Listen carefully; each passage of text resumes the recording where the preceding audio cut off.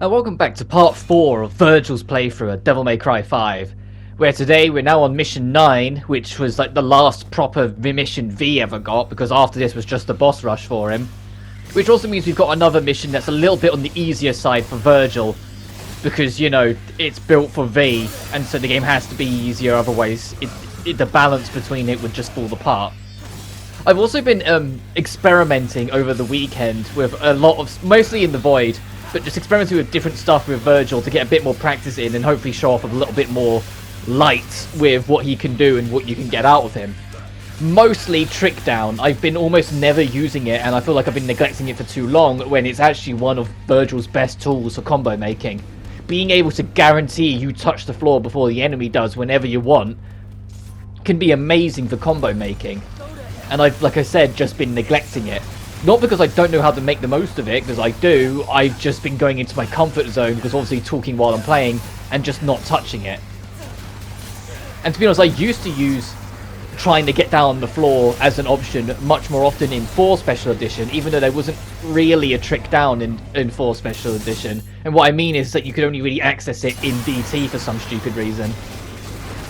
So it was just kind of pushed to the side a lot for most people, because it was like, well, if you can only use it in very set situations that you're not always going to have, then what's the point? But in that, I made it more of an option because there wasn't as many ways of getting towards the ground quickly or aggressively. Whilst in 5, Vergil has a way of getting down to the ground almost instantly with every weapon now, when beforehand he didn't have one for Yamato.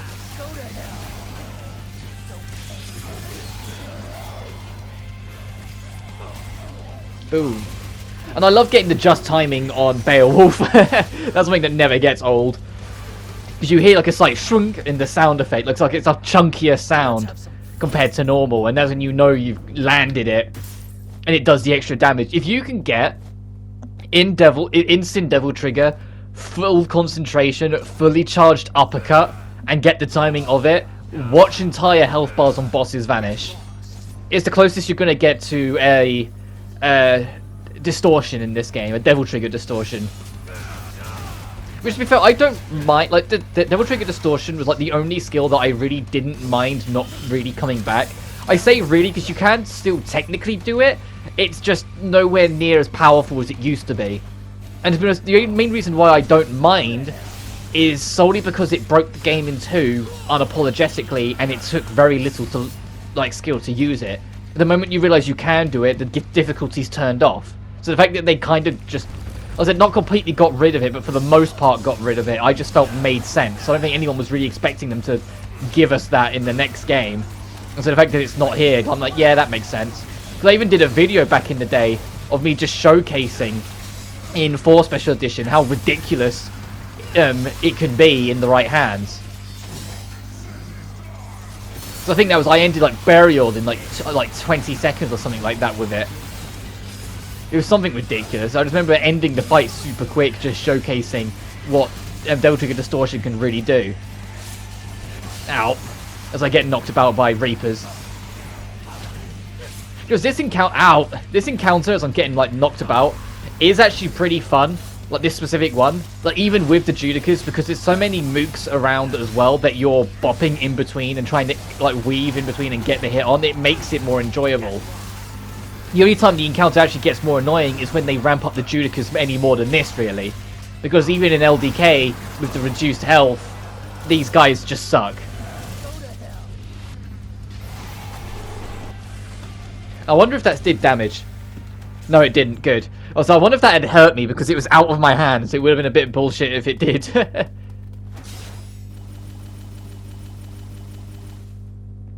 Oh, jeez. But I don't remember. I never remember this mission being as short as it is. But in reality, this mission really doesn't take much to get through. Especially when you're, you know, not playing as someone who has to stand around and order mooks around for the whole fight. You can just rip and tear until it's done and get a move on. Like, you realise that after that first bit, we go into this church, do 2 encounters, one coming up, one on the other side. Well, I'll say church, I'm not actually sure what this place is. And then afterwards, we have one more fight outside, and we're done. We're at the Nobodies. Like, it really isn't that much here, encounter-wise. Which is fine, there's a lot more wandering about, and as I've mentioned before, I would much rather more environmental stuff here and there than not. So having this mission have a bit more of that around, where they expect you to kind of waddle a little bit. Jesus Christ. I'm surprised I got away with that with just a scratch from that blast. Even if it did wreck my concentration meter, because it really takes nothing. Like, if they want to... Well, I say that, I don't think buffing Vergil any further is necessarily the best of ideas. In terms of how overpowered he always is. But if they ever want to, like, go any further with it, make it so concentration only gets knocked back if it's something that would knock back your style ranking as well. And what I mean is, I can't remember off the top of my head if it's the same in the other ones, but in 5, your style ranking will only be hurt from being hit if it stuns you in any sense as well. If you super armor through it, it won't care. And it's almost entirely because of Cavalier Angelo. The Cavalier weapon would lose most of its practicality if you would lose your style ranking for being hit while using it. But because of that, I feel like they could have gone a little further with it if they wanted to, and make other things tied to it. Like, they could have made it like the concentration will only go down if it's something that would knock down your style rank, something that will stun and do damage. If it only stuns but doesn't do damage, or only does damage but doesn't stun because you super armor for it for whatever reason, it should have left your concentration as is, because then you can use some a lot more aggressive plays with it while still being clean and stylish. Also, I think if anything with Vergil, these enemies here, I forget their name, these floating blobs of mouths are the more annoying enemies. And it's entirely just because they warp away the moment you start hitting them, because you hit their stun limit so quickly with Vergil. What I mean is that these guys will only take punishment for so long before they will warp away. And for some reason, with Nero, you can get most of their life bar done before they hit it. With Dante, you can, and with V, you sort of can, because you just nuke them with Nightmare if you're in trouble.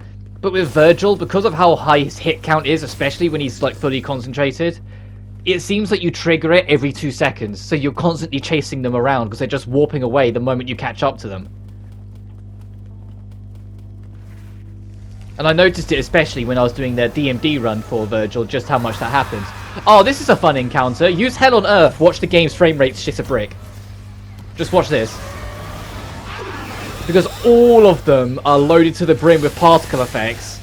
All of them launch their weapon up into the air that needs to do an animation of spinning up into and whatnot. And all of them need to break apart afterwards. The frame rate just doesn't know what to do with them. And the fact that that will consistently break the frame rate if you kill them all in one go is brilliant. Like, it's just... I don't know, like, as much as I criticize like frame drops in any game, especially technical ones like this, something about the consistency of being able to cause it I find humorous. It's like when you're playing base Ninja Gaiden 2 on the 360, and it's like you get into a room with like 50,000 enemies, and you just do an attack that hits like 8 of them, and you see the frame rate dip about 10 frames immediately, and you're like, oh, okay, here we go. But then base Ninja Gaiden 2 was absolutely wild. If you've never played base 2, and I've used my specifiers because they've rebalanced and lowered the number a lot in Sigma. The, like, director's cut, for lack of a better word. Like, the enhanced re-release that came a little later on.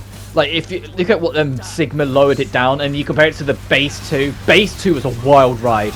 If you were there and you got to experience what base 2 was on the 360, or if you've got the ability to try and experience it, I highly recommend giving it a go or going back to it, because it is wild. The game tries to kill you harder than any other game on the planet.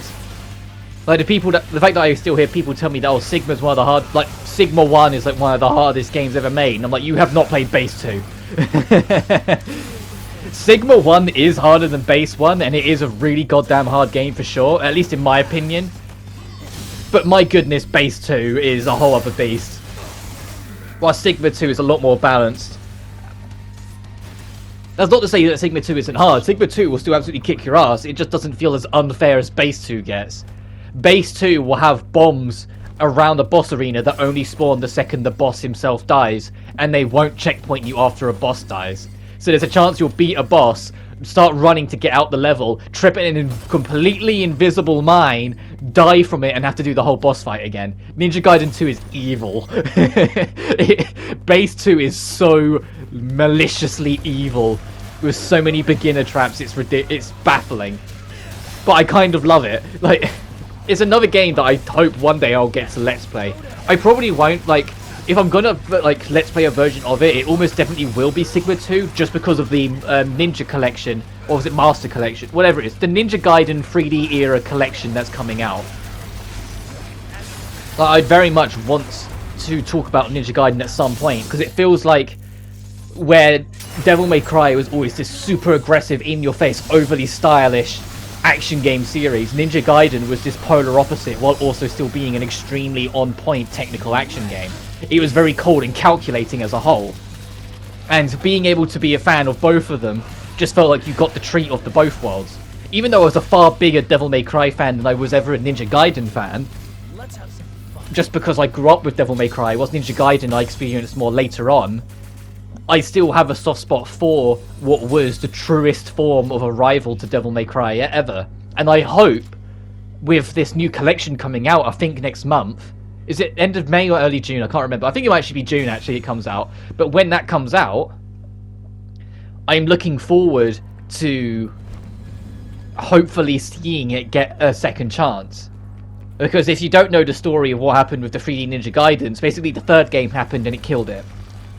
The third game came out at a time similar to when the Devil May Cry reboot came out, where a lot of Japanese action games that people loved for their variety of technicality, even though they didn't necessarily sell the best because they weren't very casual friendly because of how much technicality there was to them, yet how goddamn fun they were to master, a lot of action games, instead of just prioritizing that niche audience they had, started trying to target that more casual audience any way they could. And both the Devil May Cry reboot and Ninja Gaiden 3 drastically failed and had to try and pick up the pieces later on in a re-release. Ninja Gaiden 3, however, was a more interesting example because it actually was made by the Japanese dev team. Yes, the studio of Team Ninja changed consistently over the years. Like when you look at who made like the directorial position and a lot of the team for Ninja Gaiden 1, and you look at 2 and 3, they changed quite regularly, but there was still a consistency with the gameplay in the series that just like 2 escalated further and it felt like 3 was going to. So it was interesting when you find out that instead of it being passed on to a Western team like Devil May Cry was, it was instead by that same Japanese team per se that just wanted to try and appeal to a Western audience more. So they restricted Ryu to just one weapon at launch, got rid of most of the mechanics, and got rid of any amount of progression. The only progression in the game is that you got scripted given a sword about halfway through that gave you a few extra skills, and that was it. But the story was weird, to say the least. I look forward to talking about it if we ever get to it, because I still find enjoyment out of the game. It's just nowhere near to the level of 2. 2 is the absolute pinnacle of Ninja Gaiden, whilst 3 is just the weird, awkward stepbrother. But because of the severe backlash, because that's not even talking about the fact that the game launched and it had like a crap ton of cutscenes that felt out of place, that just didn't feel like they needed to be there, that the extended cut version, I think it was called Razor's Edge, that came out like a year later, got rid of. It also had a bunch of forced walking segments, which if you've been at this channel for a while, you know I hate them, because I feel like it's just a low budget cutscene you can't skip most of the time, and it feels pointless. It's the same reason, it's the same criticism, among many others, I had with the DMC reboots. It was just like, it felt so pointless and it only serves to hurt replayability. It's one of the many long list of reasons why I also didn't like the reboot God of War, or the soft reboot. It's really not really a reboot. Like, there was so much that it just ends up holding back and stopping me from wanting to come back to it when I'm forced to stop and start all the time against my will. The only reason you should be stopping is because you reach the end of the level and you yourself are taking that breather. Not because the game says so. It's like rip and tear through more enemies. But yeah, like, I mean, it launched with only one weapon. They had to give us Ninja Gaiden 2 weapons as DLC. I can't remember if they were free or paid at the time. I know they're free now, but I can't remember if they launched it as free. But then a year later, they gave us Razor's Edge, which Razor's Edge was basically them doing as much as they could to fix it. Like, they genuinely listened to all the complaints and did as much as possible to fix the problems. They genuinely got rid of all of the forced walking sections and got rid of a number of cutscenes that just felt weird. They gave us traditional leveling. The leveling was a bit all over the place, but it still makes a lot more of the game, makes it more enjoyable. They amped up the difficulty because Ninja Gaiden 3 was a cakewalk. Like, even ignoring base 2, if you've ever played a Ninja Gaiden game, regardless of spin-off or main series or 2D or 3D, it doesn't take a genius to work out Ninja Gaiden 3 is bafflingly easy. So they upped the difficulty for Razor's Edge and made it actually quite substantially difficult, even if there's a couple fights that are a bit questionable. And just try to remedy as much as possible and make it a more enjoyable game. It's still the weakest of the trilogy, and I don't think anyone's ever going to argue otherwise. But it is far better than how it started. And I feel like I think enough time has passed for people to want to give Ninja Gaiden another shot. Especially where technical action games in recent years have been slowly climbing up the ladder of significance again. With Devil May Cry 5 only existing kind of because of that level of increased significance. Where people were drastically missing this old school style. So I have to wreck that encounter. I love doing that to that encounter, just building up Hell on Earth and then just rinsing them as soon as you go in with 2 of them. You don't even need Hell on Earth, you can just Judgment Cut end them, and it'll be a bit quicker, but still. But I feel like we're at a time now where, with the success of DMC5, with even like less technical action games, like Kingdom Hearts 3, despite my gripes, did really well, and as a whole I think was a really enjoyable game. The Final Fantasy VII Remake, with more of its technicalities, even if it's somewhere in the middle between an actual, like, fully detailed character action and something a bit more loose like Kingdom Hearts, it was still an insanely fun adventure that sold really well and was, for the most part, universally loved. It felt like the only people criticizing it were people that criticize anything Square Enix breathes on. Like, yeah, there are some genuine problems, and when we get to the 7 Remake, I'll definitely talk about them, but as a whole, the game was amazing. And then, of course, with the cherry on top being the legend that is Devil May Cry 5 coming out. And that's even ignoring things like Platinum Games and their continuously growing saga. Like, after Nier Automata, that really helped put them back on the radar again for people. Character action games still absolutely have a place in the market. These more detailed, less story-focused, more get the fuck on with it and kill things or they will kill you attitude still absolutely has a place in the industry. And so I hope, with this increase of interest, the reason why this Ninja Gaiden collection is even existing is because they're testing the waters to see if Ninja Gaiden is about time it gets its home, which I really hope it does. I'd love to see Ninja Gaiden 4 become a reality. To see another franchise of yore get its place back in its honor, like to return from its classic glory days and come back in full force once more. And yeah, I can be as... I say disgruntled, but that's not the right word for it. Sigma 2 is still absolutely amazing, and if anything, because of its director's cut features, makes it better as an experience as a whole, especially in a balancing standpoint. But for me personally, it's just I always have the nostalgia towards Base 2, so I kind of hope Base 2 would be in the collection somewhere. Maybe like, I doubt it because I think it would just cost too much money to sort out. But imagine it's like when it comes out in June, there's like, you beat it on Sigma 2 and you unlock Base 2, so it's like if you really hate yourself, go for it. The only thing that is straight up and agreed to like downgrade with Sigma 2 is the fact that they got rid of a lot of the puzzles. The Ninja Gaiden 1 and 2 both had a lot of puzzles to like space out the gameplay, which is kind of fitting because that's something that I've criticized quite regularly with DMC5, where its level design is just going from one conflict to the next most of the time. You don't really have any real pace breakers in platforming or puzzle solving like you did older Devil May Cry games. Even if it is fucking Dice Game, it was still something, you know? But Dice Game is a whole other thing. So I wonder if Dice Game was why they didn't. If like the criticism of Dice Game was too much, they're like, no, we can't do this ever again.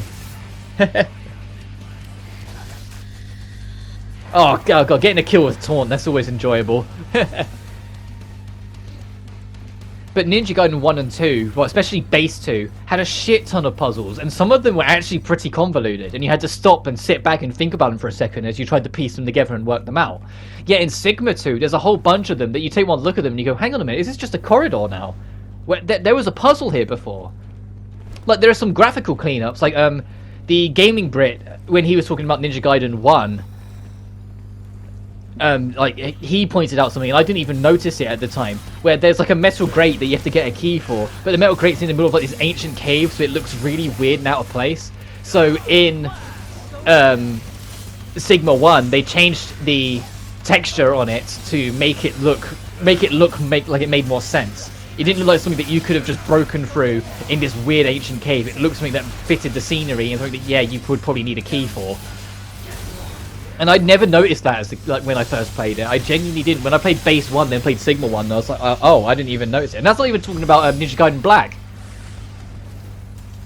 Like, it's going to be an interesting retrospective when I eventually start tackling the Ninja Gaiden games. It won't be for a long-ass while, because I am extremely rusty at Ninja Gaiden, and I haven't played it since the 360 days.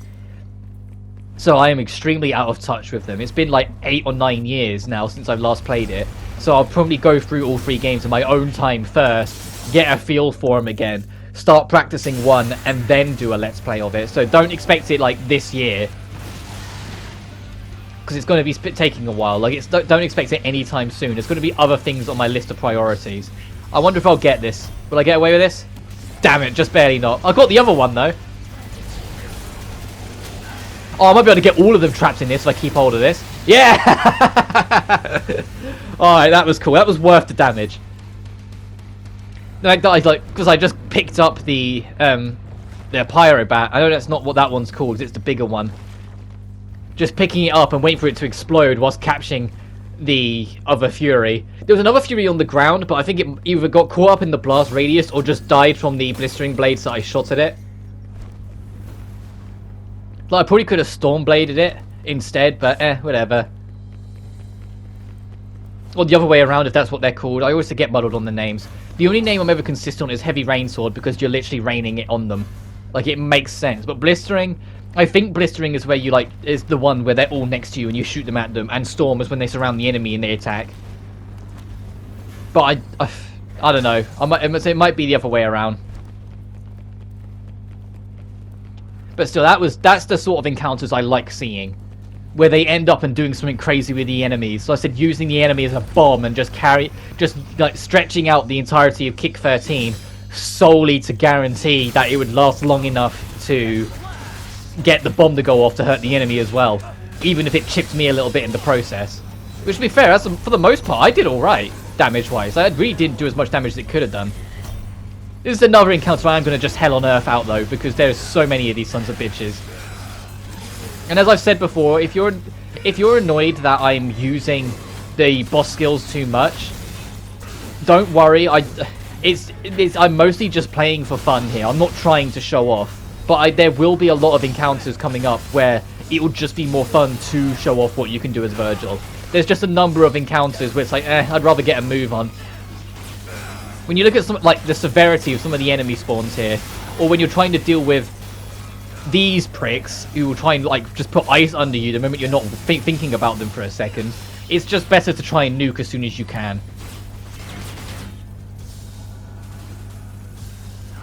Will I get a triple charge? No, I won't. I got greedy. I should have let it go after the second charge. Oh well. Oh, okay. That's what I mean. These guys are their stupid ice attacks, and one of the most annoying enemies in the goddamn game. When left alone, they're annoying as hell. But I love this. I love metagaming as both Vergil or Dante, where you're charging up your meter whilst you're comboing, because your combo is building up your base DT, which you're already feeding into your Sin Devil trigger. I love doing that because it feels like you're constantly feeding into your own power through your playstyle. It's rewarding your own aggressiveness directly into your veins in real time. Like you can literally see the progression happening because the bar keeps on filling up. But speaking of bars filling up, hey Yurzun, it's time for your 3 PM beatdown again. But we can only go so far with this one, unfortunately. We can't go as aggressive with it as we usually can, because where in the base game it has to stop before Nero gets in. If it either lasts too long or you break the shield, it will just end. You don't get to you can't kill Yurzun in this mission, even in heaven or hell. The moment you go to, the mission just ends. So I'm gonna rip the shit out of this because this rips the shit out of everything. Break it. And then this will end the mission. Next time on Devil May Cry 5 Vergil Edition. I was going to say Special Edition, but it's mostly just Vergil on LDK. We are going to start doing Dante's missions as Vergil. But until then, you guys take care now. Peace.